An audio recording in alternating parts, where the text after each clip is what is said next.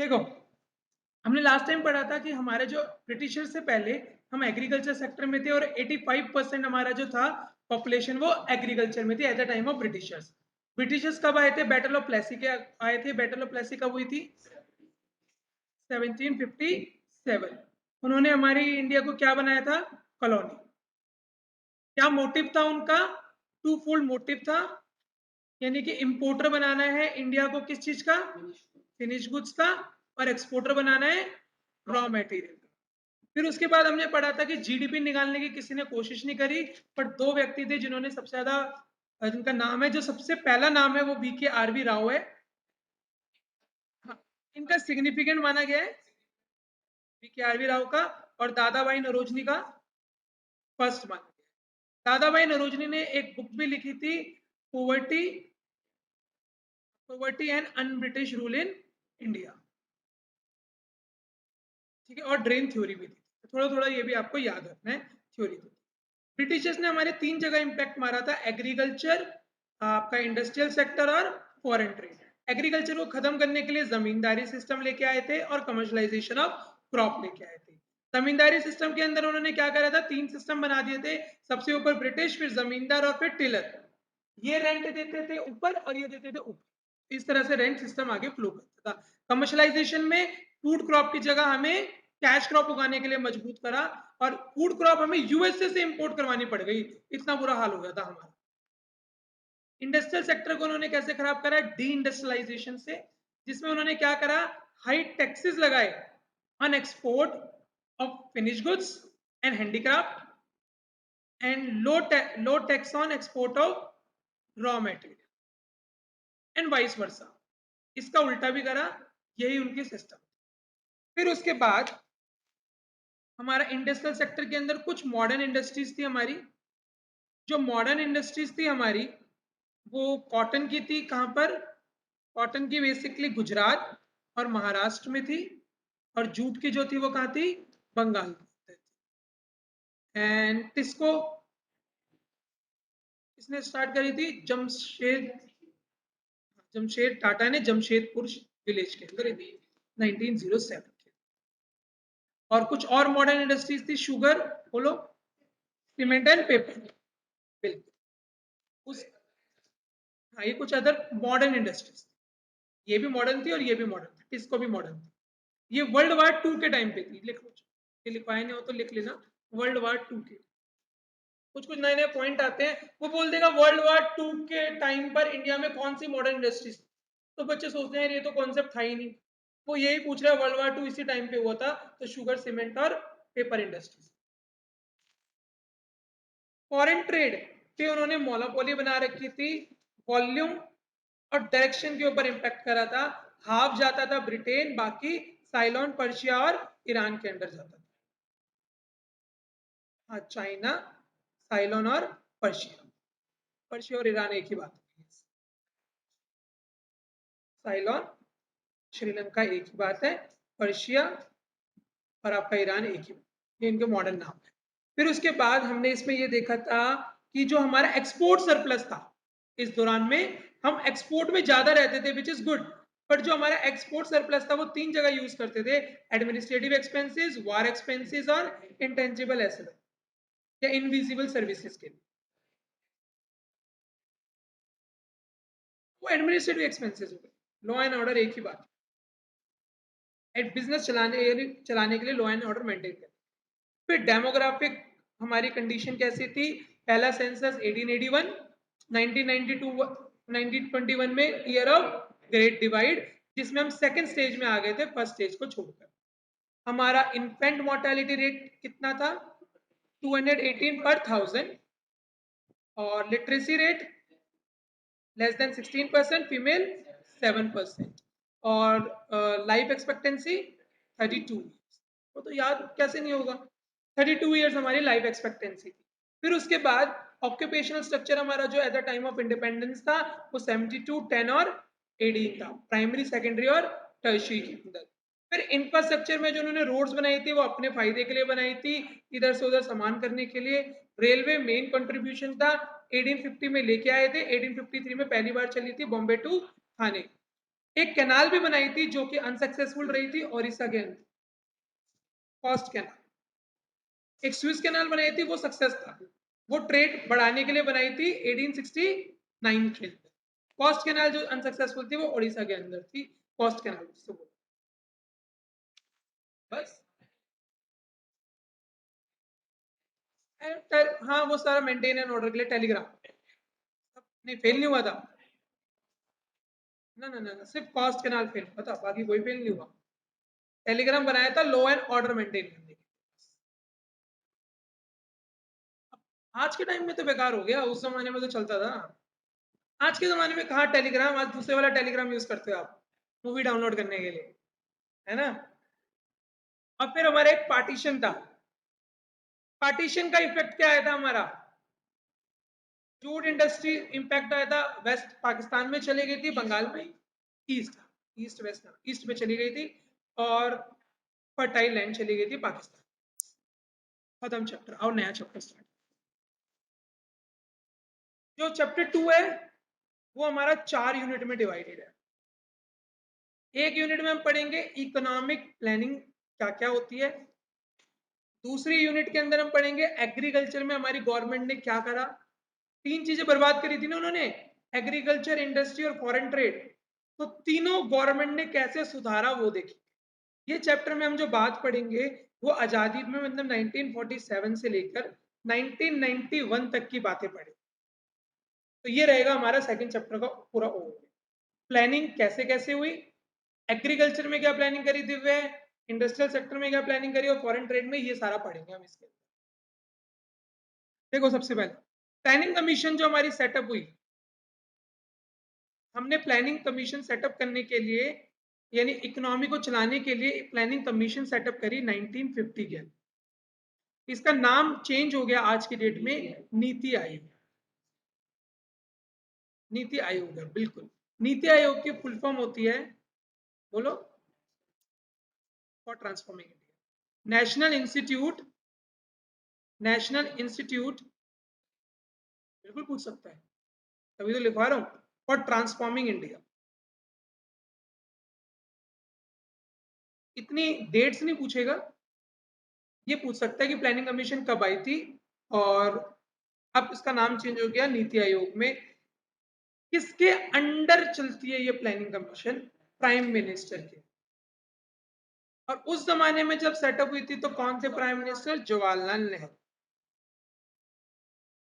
ये बात याद रखनी है आपको यहाँ से, जवाहरलाल नेहरू प्राइम मिनिस्टर उस वक्त फर्स्ट प्राइम मिनिस्टर। उस वक्त हमारे पास 3 ऑप्शन थे, either we can go with the capitalist economy, socialist economy और मिक्स्ड इकोनॉमी।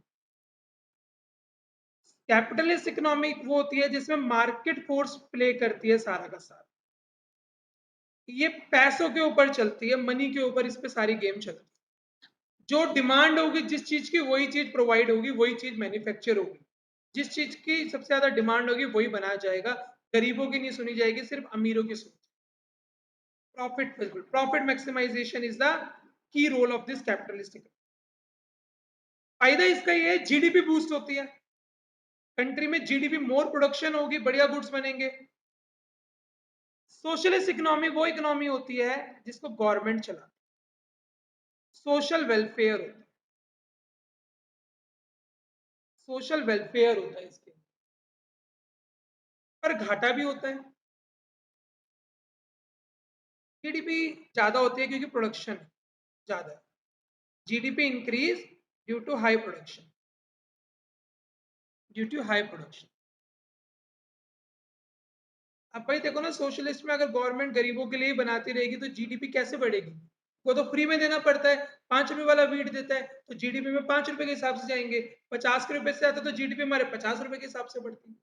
कैपिटलिस्ट में कोई गरीबों की नहीं सोचेगा, तो इसलिए जीडीपी अपने आप बढ़ेगी। सोशल वेलफेयर सोशलिस्ट इकोनॉमी का रूल है, गवर्नमेंट इसमें रोल प्ले करती है मेजर। इसके अंदर पर दिक्कत ये होती है, रेड टेप होता है, मतलब करप्शन होती है। सबसे इंपॉर्टेंट है सोशलिस्ट में क्या आ जाता है, करप्शन, ये इसका नेगेटिव पॉइंट, करप्शन बहुत ज्यादा होती है। जो हमारे नेहरू जी थे उनको मिक्स इकोनॉमी पसंद आई कि थोड़ा सा कैपिटलिस्ट को ले लेते हैं, थोड़ा सा सोशलिस्ट को लेते हैं, दोनों के फीचर अगर ले लेंगे तो कंट्री बहुत अच्छी डेवलप। तो उन्होंने क्या करा, मिक्स्ड इकोनॉमी को फॉलो कर लिया जिसमें कैपिटलिस्ट प्लस सोशलिस्ट दोनों है। बस आपको इतना ही याद रखना है, कैपिटलिस्ट में मार्केट के ऊपर चलता है, मार्केट की गेम चलती है। सोशलिस्ट में गरीबों की सुनी जाती है, मिक्स में दोनों होता है। जो डिमांड है वो तुम करते रहो, गवर्नमेंट गरीबों की सुनती रहे। ठीक है। फिर हमारे जो लॉन्ग टर्म गोल्स थे, हमने ये प्लानिंग कमीशन बनाई, इसका काम था 5-5 साल के गोल बनाना। जो 5-5 साल के गोल थे ना, इनके कुछ फीचर्स थे। लॉन्ग टर्म गोल्स, ये बहुत इंपॉर्टेंट है। Long term goals of India, यानी ये पांचों गोल्स जो होंगे ना, इनको कंसीडर करे हुए जरूर होंगे। जीडीपी ग्रोथ होनी चाहिए, आपके जितने भी गोल्स हो। मॉडर्नाइजेशन होनी चाहिए, सेल्फ रिलायंट होना चाहिए बिल्कुल, और इक्विटी होनी चाहिए।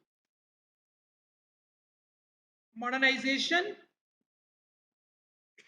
सेल्फ सफिशिएंट एंड इक्विटी सर्व होनी चाहिए।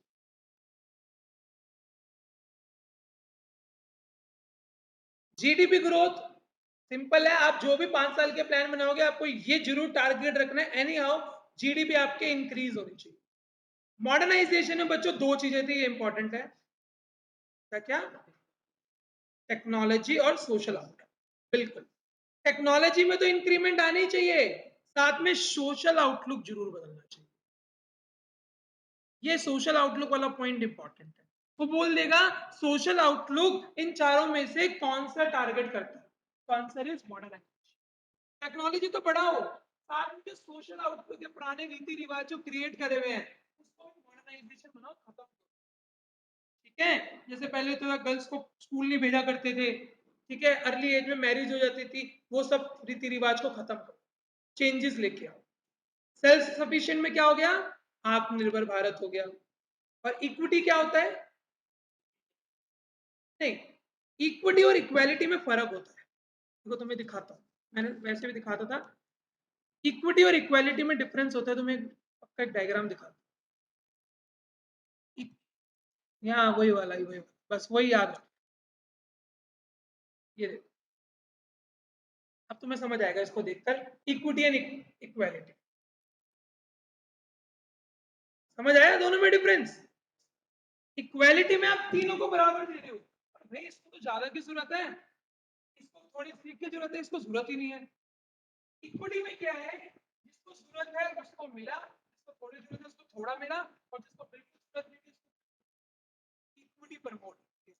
इक्विटी प्रमोट करना था, हमें इक्वालिटी नहीं करना।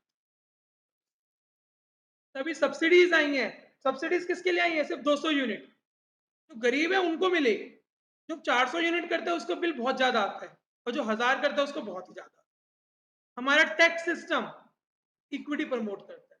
हमारे इंडिया में 2.5 लाख रुपए तक की इनकम कमाओगे 0% टैक्स, 2.5 लाख से 5 लाख तक के 5% टैक्स, 5 से 10 पे शायद 20% टैक्स है, और 10 से ऊपर 30 लाख 30% टैक्स।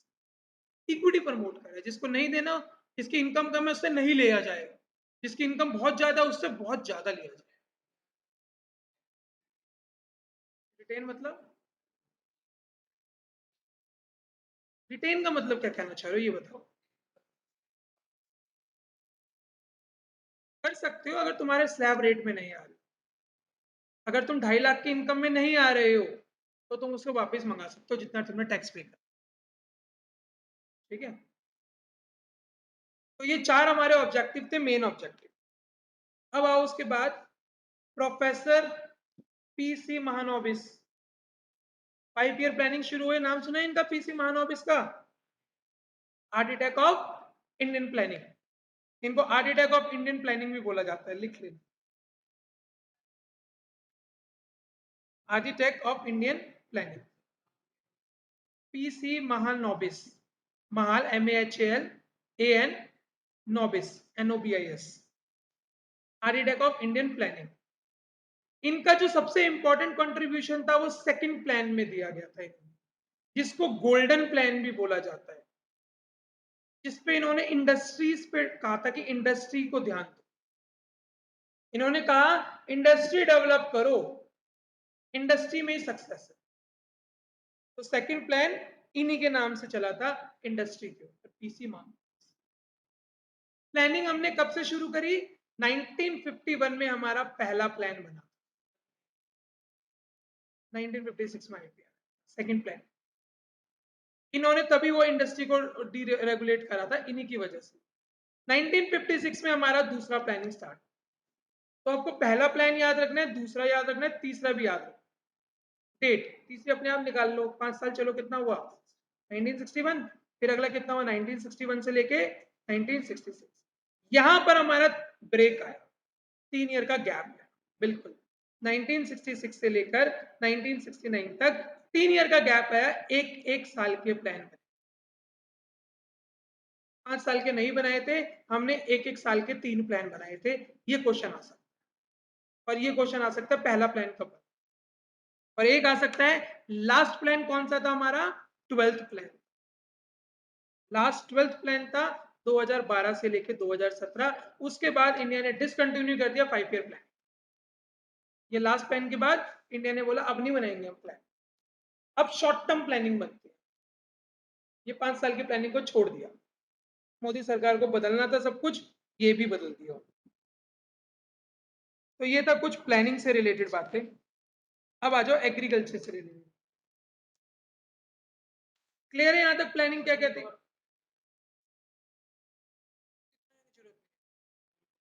इतना इतना एक एक प्लान को याद करने की जरूरत नहीं है, बस 2-3 प्लान में याद करा दूंगा। पॉवर्टी हटाने के लिए कौन सा प्लान बना था या वो सब, पर जो आना है आपका ना, सबसे इंपॉर्टेंट बस यही आना है।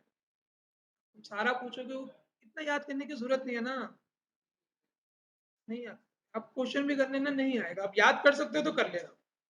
जो बच्चा ही हाँ, हाँ, हाँ।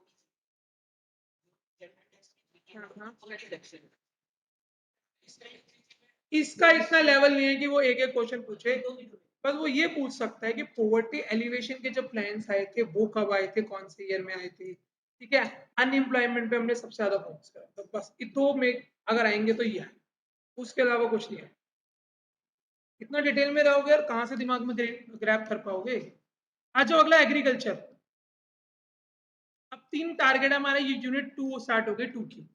एग्रीकल्चर, एग्रीकल्चर के ऊपर गवर्नमेंट ने क्या क्या करा, देखो 3 तरह से हमारा रिफॉर्म आया। एक आया था लैंड रिफॉर्म। लैंड रिफॉर्म को बच्चों इंस्टीट्यूशनल रिफॉर्म भी बोला जाता है। मैं कहीं डेफिनेशन नहीं लिखूंगा, बस आपको मेन मेन लिखूंगा कि जो एमसीक्यू आप अटेम्प्ट कर सको। इंस्टीट्यूशनल रिफॉर्म भी बोला जाता है, लैंड रिफॉर्म भी बोला जाता है। इसके अंदर 2 चीजें थी, एक था एबोलिशन ऑफ जमींदार या इंटरमीडिएटरी, और लैंड सीलिंग।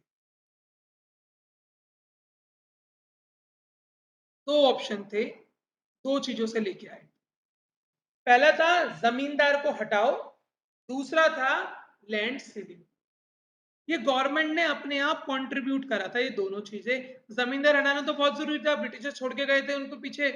और लैंड सीलिंग में क्या करा था उन्होंने, fixing the maximum limit, yes, fixing the maximum limit of land, limit of land. Maximum आप कितनी लैंड एक्वायर कर सकते हो ना, उसके ऊपर कंडीशन लगा ली थी कि अगर सपोज करो 1000 गज है, तो 1000 गज से ऊपर कोई भी एक इंडिविजुअल के ऊपर नाम लैंड नहीं हो सकती उसके नाम, तो वो लैंड सीलिंग। ये सक्सेसफुल हुआ, बहुत ज्यादा सक्सेसफुल हुआ बंगाल और केरला,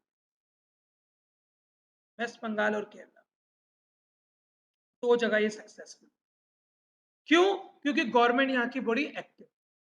बाकी इसको अनसक्सेसफुल बनाने के लिए बड़े बड़े जमींदारों ने बोला कि नहीं ये नहीं हो सकता, लोगों ने अपने रिश्तेदारों को याद करा, उनके नाम पे जमीनें ट्रांसफर कर दी, तो बहुत कुछ हुआ था, बड़े सारे लूप होल्स थे इसके। पर वेस्ट बंगाल और केरला में ये सक्सेसफुल। सेकंड था हमारा टेक्निकल रिफॉर्म। जो टेक्निकल रिफॉर्म है उसी को हम ग्रीन रिवोल्यूशन भी बोलते हैं, ग्रीन रिवोल्यूशन भी बोला जाता है टेक्निकल रिफॉर्म। इसके अंदर क्या लेके आए थे बच्चों, HYVCs।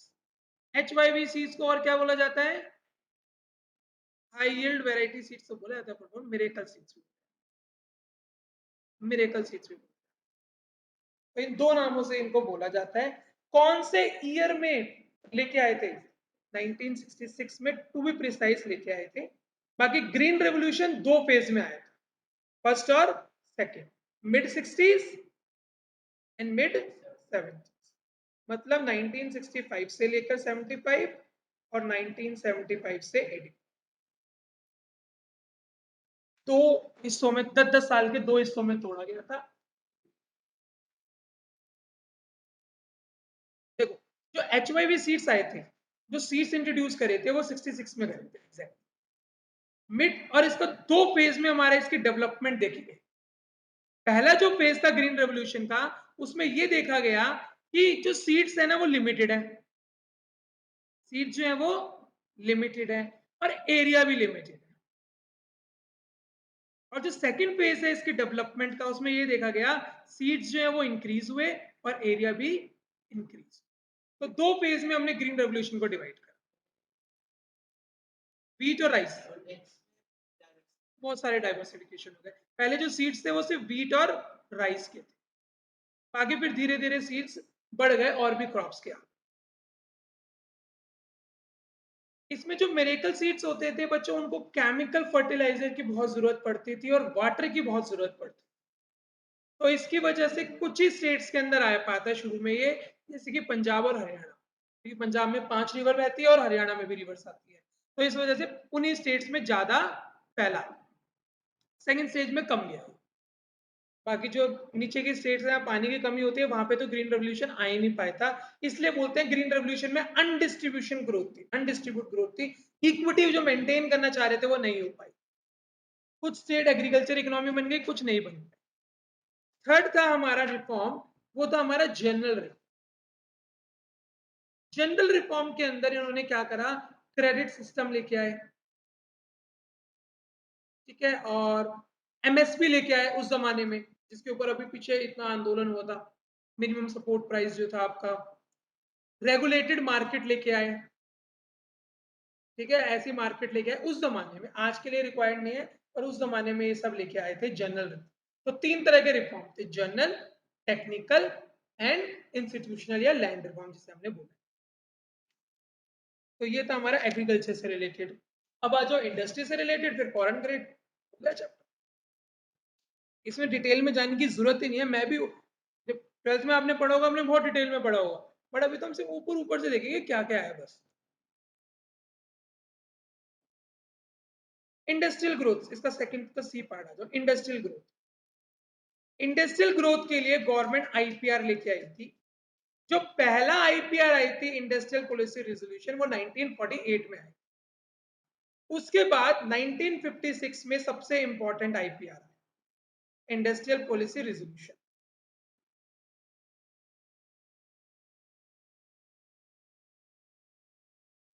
क्या था इसके अंदर, इंडस्ट्री को 3 शेड्यूल में डिवाइड कर दिया, शेड्यूल ए, शेड्यूल बी और शेड्यूल सी। शेड्यूल ए के अंदर इन्होंने क्या रखा, 17, 12 और सारी की सारी उसमें, बिल्कुल बिल्कुल। शेड्यूल ए में 17 इंडस्ट्रीज को रिजर्व कर दिया, इसमें 12, 17, 12 और सारी की सारी ऐसे आ रहा, 17 गवर्नमेंट रही, इसमें 12 फिक्स करी हुई थी, सेमी सेमी सेमी सेमी, दोनों दोनों। शेड्यूल ए के अंदर 17 इंडस्ट्रीज ऐसी होंगी सिर्फ उसके अंदर पब्लिक सेक्टर ही हो सकती है। बी शेड्यूल के अंदर 12 इंडस्ट्री ऐसे रख ली जो पब्लिक तो रहेगी, साथ में प्राइवेट भी होगी, प्राइवेट ऑन करेगी और सारे के सारे डिसीजन स्टेट गवर्नमेंट लेगी। बच्चों पब्लिक को स्टेट भी बोला जाएगा इस चैप्टर में, तो बोल देगा स्टेट ओन कौन सी कंपनीज है, तो पब्लिक सेक्टर को ही बोला, गवर्नमेंट ही बोल रहा है। सी के अंदर सारी की सारी प्राइवेट होगी, बट उनको रेगुलेट कौन करेगा, ऊपर वाला, मतलब गवर्नमेंट, गॉड नहीं गवर्नमेंट, उस वक्त तो ऊपर वाला गवर्नमेंट ही था, सब कुछ गवर्नमेंट। तो इस हिसाब से शेड्यूल ए बी सी लेके आई थी, तीन तरह से, फुल्ली गवर्नमेंट, सेमी गवर्नमेंट और private, but controlled by government. Control कैसे करेगी, लाइसेंस, लाइसेंस लेके आई। लाइसेंस सिस्टम बड़ा खतरनाक था, लाइसेंस राज था, बिल्कुल लाइसेंस राज था। आपको प्रोडक्शन करनी है, आपको इंक्रीमेंट करनी है और फैक्ट्री खोलनी है, you have to go for the licence. एक और चीज लेके आए थे आईपीआर में, स्मॉल स्केल इंडस्ट्रीज की रिजर्वेशन।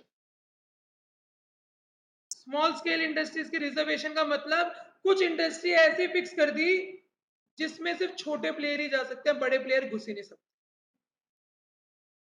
आइसक्रीम का पता नहीं पता, एग्जाम्पल है, it is a small scale industry, पर गवर्नमेंट ने उसको रिजर्व करा था कि नहीं करा था वो नहीं करा था। अरे वो डायग्राम में मैंने पढ़ाया था, पर ये नहीं पता। हाँ, इम्पोर्ट सब्सिट्यूशन अगले इसी में आया था, वो अगले फॉरेन ट्रेड में आएगा, फॉरेन को रोकने के लिए आएगा, आएगा, चिंता क्यों करते हो। याद आ रहा है, चलो देखो, एसएसआई रिजर्व। अच्छा, आज की तारीख में देख लो एसएसआई में कौन कौन सी रिजर्व है। तो देखो, item reserve for small scale industry in India आज की डेट में देखते हैं कौन कौन सा है। बहुत सारी इंडस्ट्रीज है जिसको गवर्नमेंट ने बोला हुआ है कि नहीं, बड़ी आ ही नहीं सकती। Food and allied industry, pickle and chutney, bread, mustard oil, इसके अंदर बड़ी कंपनी नहीं घुस सकती। Reserve for exclusive manufacture by small air micro, बड़ी कंपनी रिलायंस जैसी कंपनी इसमें नहीं घुस सकती। ऐसे वुड एंड वुड प्रोडक्ट के अंदर बड़ी कंपनी नहीं आ सकती। पेपर प्रोडक्ट के अंदर भी बड़ी कंपनी नहीं जा सकती, बहुत बड़ी मल्टीनेशनल लेवल की कंपनी बोल रही है। क्या दिक्कत है, पर इतनी बड़ी में नहीं जाएगी ना, आईटीसी बहुत छोटी कंपनी। अगर उसका कैपिटल वैल्यू देखोगे ना आईटीसी की, तो इतनी खास नहीं है।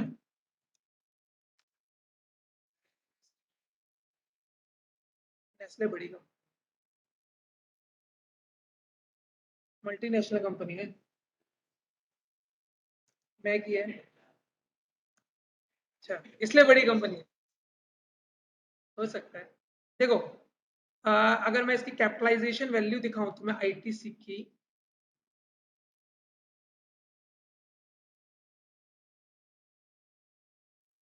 फाइनेंशियल सारे कहीं, फाइनेंशियल्स,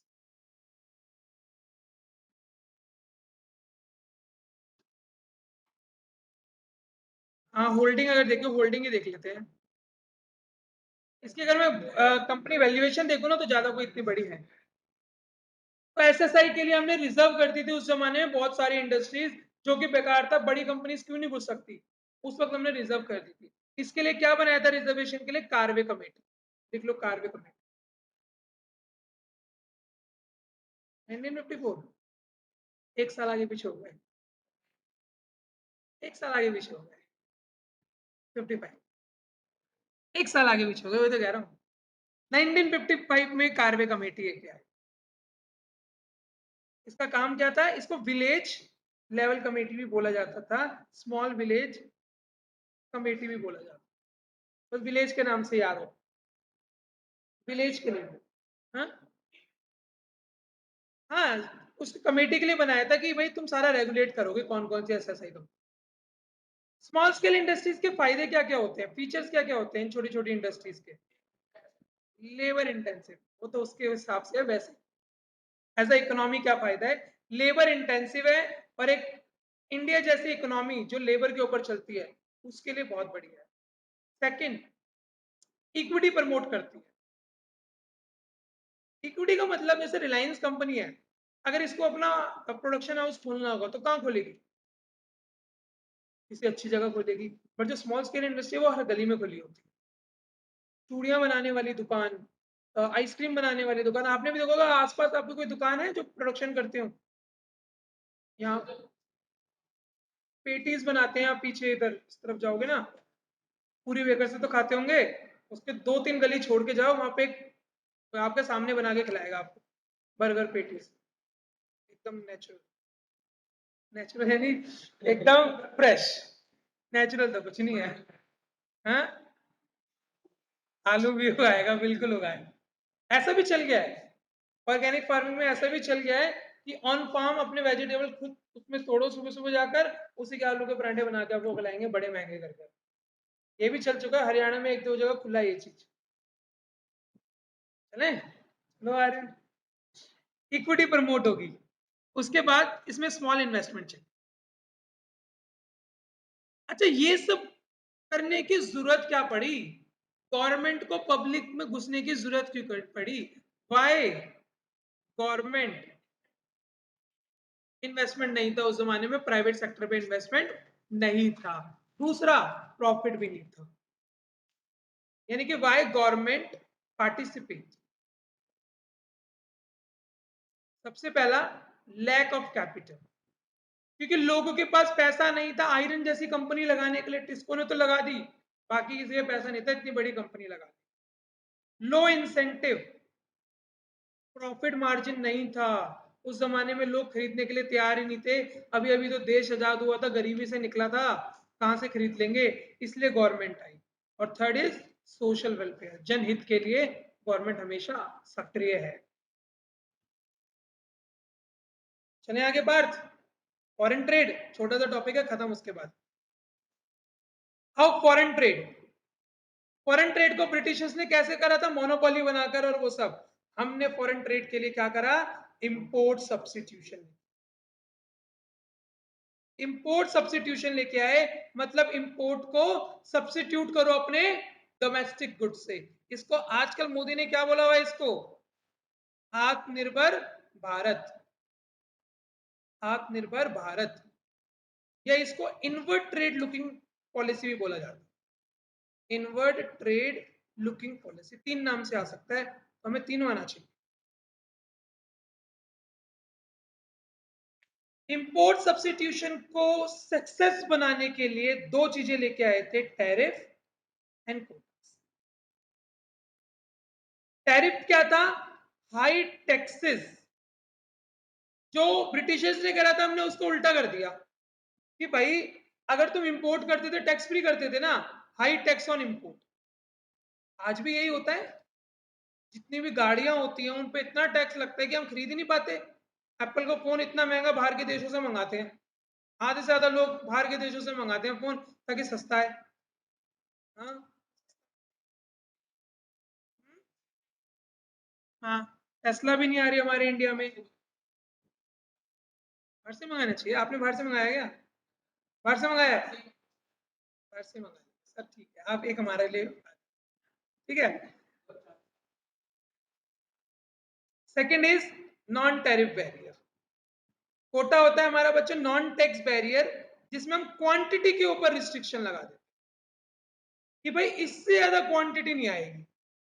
10 कार का अगर है तो 10 कार ही एक साल के अंदर इंपोर्ट कर सकते हो, 10 से ज्यादा नहीं कर सकते हमारी कंट्री। हमने रूल लगा दिया। होता है बहुत सारी कारें लिमिटेड मिलती हैं, कहते हैं रोल्स रॉयल्स भी पता नहीं लिमिटेड ही आती है इंडिया के अंदर, पता नहीं। खरीदते कम लोग हैं, नहीं नहीं, खरीदने के लिए तो बहुत लोग हैं, पर ये लोग बेचते नहीं है सबको। अब बहुत लिबरल कर दिया, पहले नहीं था इतना लिबरल। इंडिया में तो बेचते हुए भी डरते हैं, कोई उस पर अपना वो चला दे, खेतों पे चला देता है, और कोई कूड़ादान बना देता है, तो पूरी ब्रांड वैल्यू गिर जाती है। इसलिए इंडिया में बेचते हुए लोग डरते हैं, महंगी महंगी कारें। तो ये सारा हमारा इम्पैक्ट है।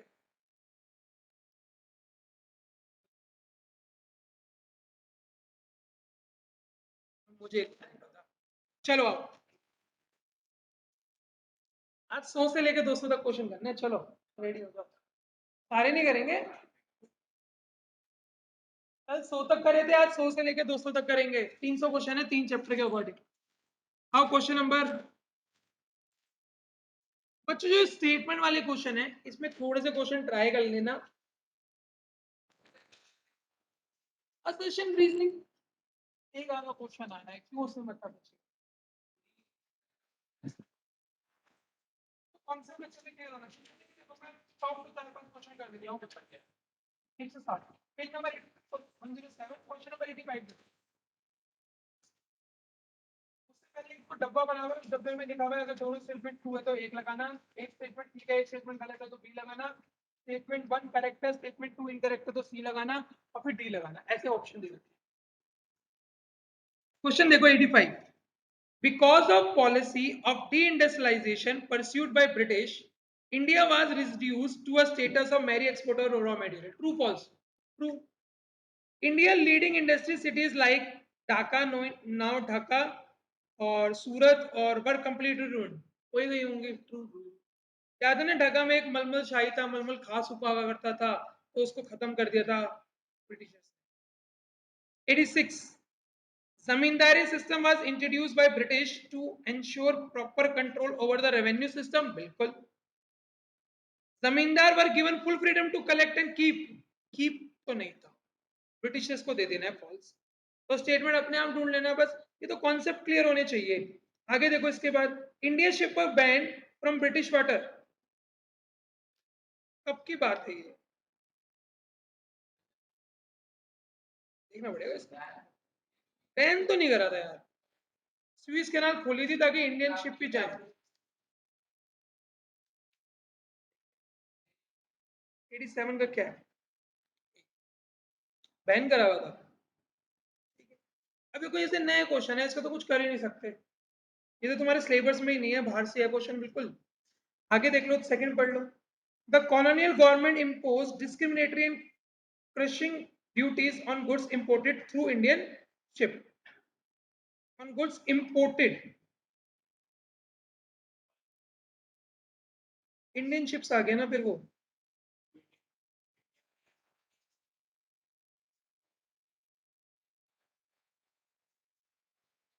क्वेश्चन का कोई मतलब ही नहीं बनता। एक सेकेंड, डिस्क्रिमिनेटरी पॉलिसी तो लगाई थी, पर वो कहते बहुत ज्यादा ड्यूटी लगा दी on imported through Indian ship. अगर इंडियन शिप से आप इंपोर्ट करोगे तो बहुत सारी ड्यूटी लगेगी, तो जब ऊपर ही बैन करा तो इस पे भी लगा ही रखा होगा, दोनों ट्रू बन गए।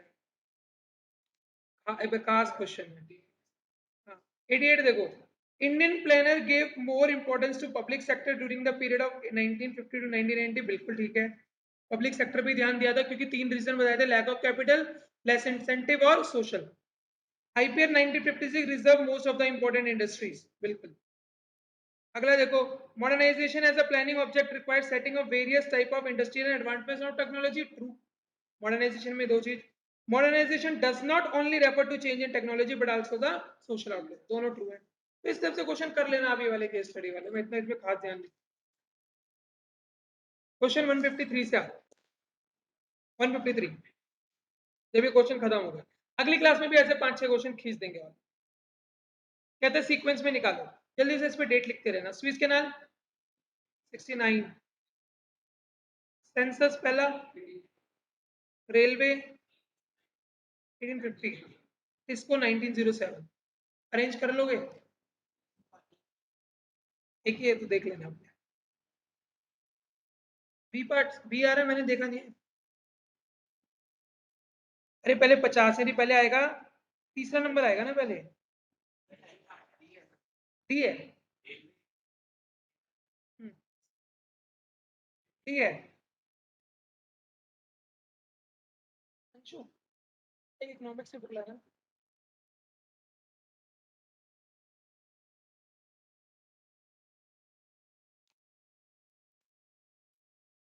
इसमें ना क्वेश्चन नंबर 154 से लेकर थोड़े से ने इसको भेज, एक सुनो सुनो सुनो, सुनो। कल उसको ईमानी को क्वेश्चन भेजे थे ना, इसको यहाँ से क्वेश्चन ना आगे भेज दे। हाँ, बस 154 से 200 तक भेज देना। 154 देखो, दोबारा से हुई है। Begin of operation of railway 53, Swiss canal 69, second stage 21 1921, और टिस्को 1907। अरेंज अपने आप कर लेना, मैंने 155 देखो, कहते हैं with regard of the following statement about foreign trade of British rule choose the appropriate sequence of the state. Sequence choose करना। Britain maintain monopoly control over foreign trade, true है। Export did not lead to inflow of wealth into Indian economy, ठीक है, बात की बात है, नहीं सारे ट्रू है, सीक्वेंस में अरेंज करना। India was the exporter of raw material, तो पहले तो ये आएगा, सेकंड वाला थोड़ा बाद में आएगा। India generated a large export service, तो देखो देखो ऐसे होगा, सबसे पहले आएगा नंबर 1, ब्रिटिश ने मोनोपोली बना रखी थी, मोनोपोली बनाने की वजह से इंडिया, थर्ड वाला देखो फिर, इंडिया एक्सपोर्ट करती थी raw material, raw material export करने से सरप्लस हो गया, और सरप्लस करने की वजह से और जो सरप्लस हो वो वेल्थ हमारे पास आती नहीं थी, वो ब्रिटिश अपने यूज करते। सी हो गया फर्स्ट, थर्ड, फोर्थ, सेकंड। 156 देखो, highest to lowest work force देख लो, 1 2 3, एग्रीकल्चर, टर्शियर एंड इंडस्ट्री, 132। फिर 157 अपने आप कर लेना। 158 में देखो, इसको की मुझे डेट पता है, इनॉग्रेशन ऑफ एविएशन सेक्टर मेरे को नहीं पता, बाकी दो तो पता है, 1932 है, बाकी तो पता ही है, दोनों कर ले। कहाँ पे छपा हुआ ये वाला पता? ठीक है, तो याद कर लेना बच्चों, इनॉग्रेशन ऑफ एविएशन सेक्टर 1932 में, 1932।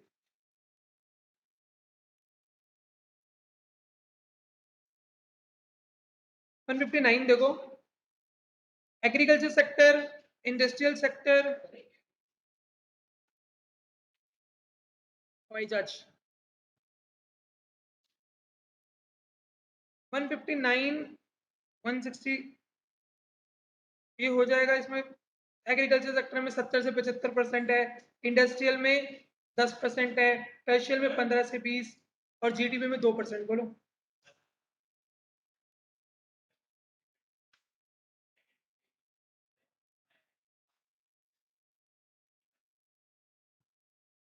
बिफोर लिखा हुआ था, 1921 ही है।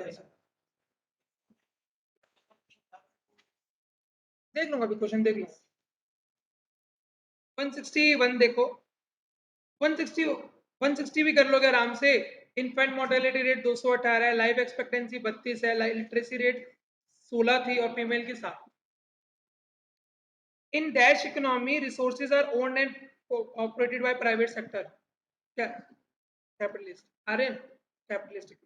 आ जाओ। इसे कहते हैं ध्यान जल्दी से डिस्ट्रैक्ट होना, पढ़ाई में बहुत दिक्कत होती होगी, मेरे साथ भी ऐसी होती है। पढ़ने बैठो थोड़ी देर में फिर एकदम हाथ में फोन आ जाता है। The main objective of carrying economy activities in a social economy is welfare, जनहित के लिए करते हैं। 166 देखो, dash was the chairman of planning commission, prime minister of India. In place of planning commission अब कौन सी गवर्नमेंट बॉडी है? नीति आयोग। क्या फुल फॉर्म है? National institute for transforming India. 68 देखो, पहला प्लान कब बना था? 51 से 56। ग्रीन रेवोल्यूशन में कौन सी दो क्रॉप आई थी? Wheat and rice.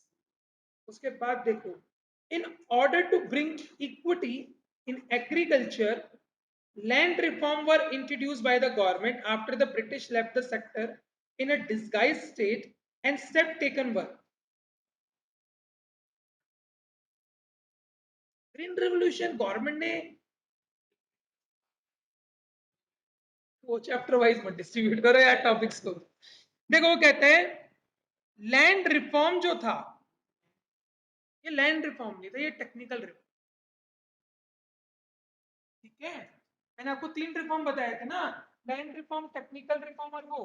देखिए क्या आंसर किसका बन सकता है? ठीक है ना, green revolution is not a land reform, it is a technical reform. Technology से रिलेटेड था, H5 171 देखो, higher economic growth objective may not be commensurate with the employment generation objective because be part है इसका, rapid economic growth होगी, require the use of capital intensive technology which is by nature labor। एक question भी था NCERT का, जितनी ज्यादा modernisation होगी उतनी ज्यादा अनएम्प्लॉयमेंट होगी। जितनी ज्यादा वो चल रहा है आजकल, एक मशीन चल रही है, कौन सी है? सोफिया। क्यों नहीं जानते? तो रोबोट यार, अभी अभी मिलवाता हूँ तुम्हें। हाँ, सोफिया है वो, देखो। अब बड़ी एलेक्सा। ठीक है, तो वो कितनी जॉब्स खा सकते हैं आगे जाकर पता नहीं है। आगे चलो, आगे चलो। 172, doctor Neeraj was discussing about various economic planning objectives, where he quoted, it is very important that the fruit of economic growth are enjoyed by all sections of society equally। 173. Which of the following statement is not true about the green revolution? The spread of green revolution technology enable India to achieve self-sufficiency. बिल्कुल true. A good proportion of rice and wheat produced during green revolution period was sold by the farmer. ठीक है. अच्छा इसको क्या बोलते हैं? Proportion of rice and wheat produced during the market surplus, marketable surplus. B part को marketable surplus बोलते हैं ना. The green revolution enabled the government to procure sufficient amount of food grain. बिल्कुल ठीक है. The technology was free from the risk. ठीक है गलत है? गलत है. कौन कौन से रिस्क थे? पेस्ट का रिस्क था, वाटर का रिस्क था, हाई वाटर और लो वाटर को सस्टेन नहीं खराब हो सकता. कार्बे कमेटी किस लिए आई थी? एसएसआई को ग्रोथ करने के लिए, growth and development of SSI. सी. ज्यादा से ज्यादा क्वेश्चन यहां कर लेंगे ना तो कह दिक्कत ही नहीं होने वाली तुम्हें. 175 देखो. Green revolution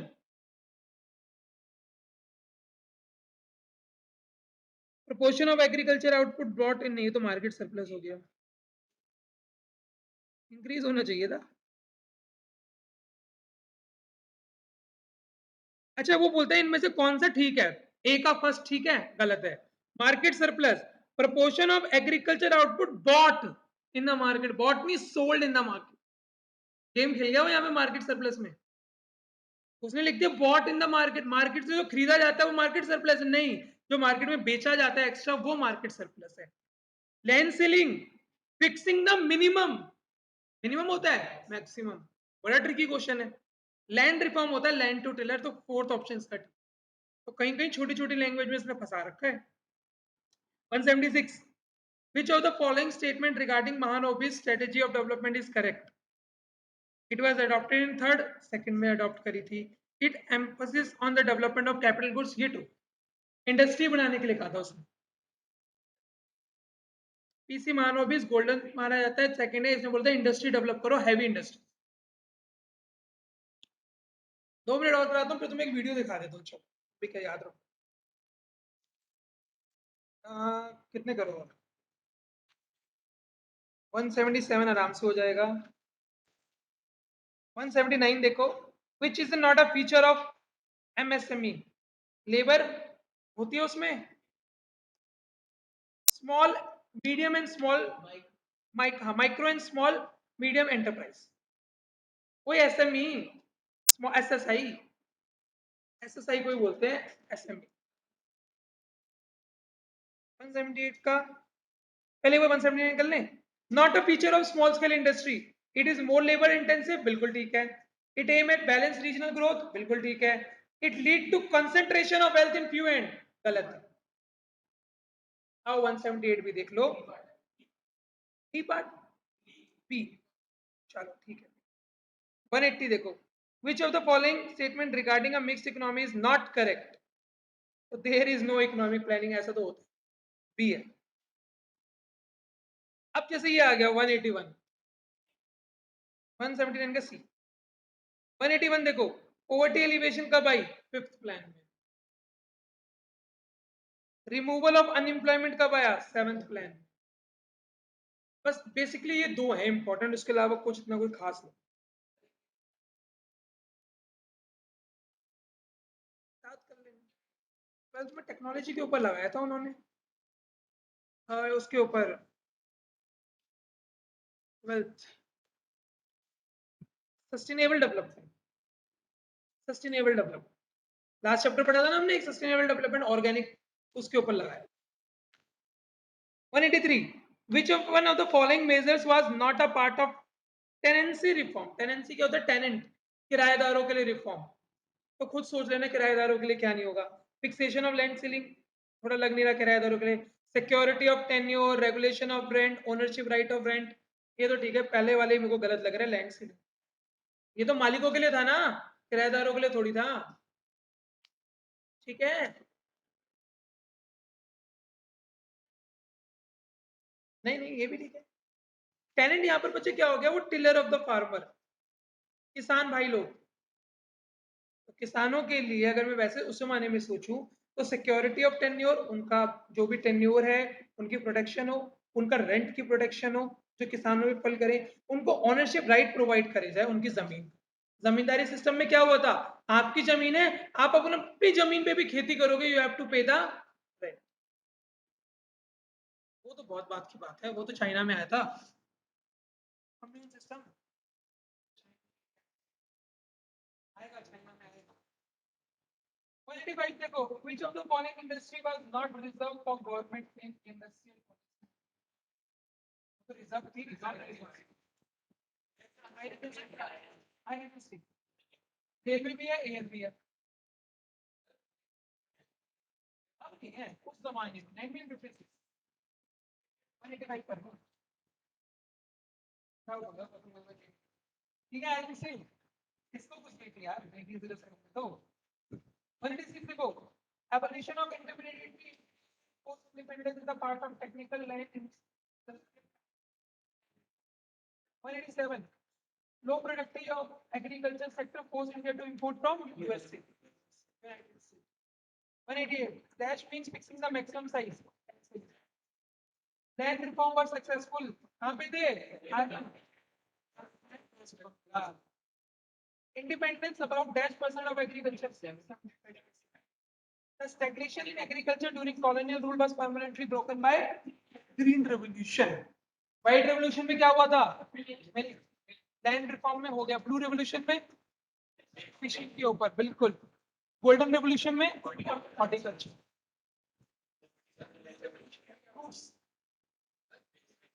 fish. 192 dash refers to large increase in production of food grain resulting from use of H1B. 193 the proportion of agriculture produce which is sold in the market is called, and which when the farmer produce for himself it is called subsistence farming, जो अपने लिए produce करेगा, subsistence farming।